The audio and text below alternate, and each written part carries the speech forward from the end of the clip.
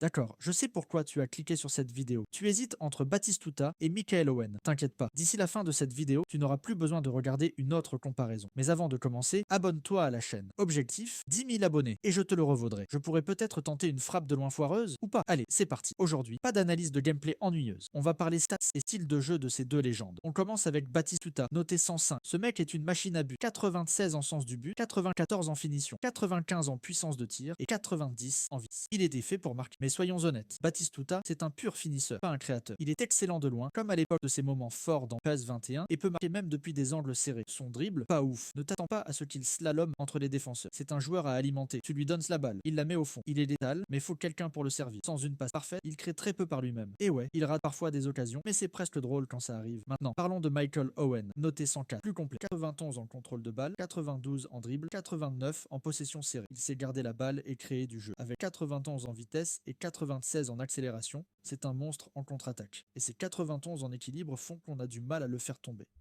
Ce qui est top avec Owen, c'est qu'il n'a pas besoin d'être servi. Il peut se créer ses propres occasions et les finir avec 94 en finition. Si tu veux un joueur polyvalent qui sait tout faire, dribbler, accélérer, marquer, il est parfait. En comparaison, les deux sont des renards des surfaces. Batistuta, c'est le gars à qui il faut donner le ballon. Owen peut se débrouiller tout seul et participer davantage au jeu. Les points forts de Batistuta, frappe de loin et finition. Ceux d'Owen, sa polyvalence et sa capacité à déstabiliser les défenses. Inconvénient, le dribble de Batistuta est nul et il ne fera pas d'appel sans une passe. Owen est plus à l'aise balle au pied, mais moins physique que Batistuta. Donc, si tu veux un attaquant complet, choisis Owen. Rapide, technique, complet. Si tu veux un tueur devant le but, surtout à longue distance ou dans des angles compliqués, Batistuta est ton gars. Et parlons vite fait de DG Bar, noté 102. Cette carte a été complètement nerfée. Il ne joue clairement pas dans la même cour qu'Owen ou Batistuta. Si je devais choisir, je prends Michael Owen. Plus dynamique, plus de contrôle, il peut créer, dribbler et est tout simplement plus utile. Voilà, Owen ou Batistuta. Tu choisis qui? Dis-le moi en commentaire. Et n'oublie pas de liker, commenter et t'abonner si ce n'est pas déjà fait. On vise les 10 000 abonnés.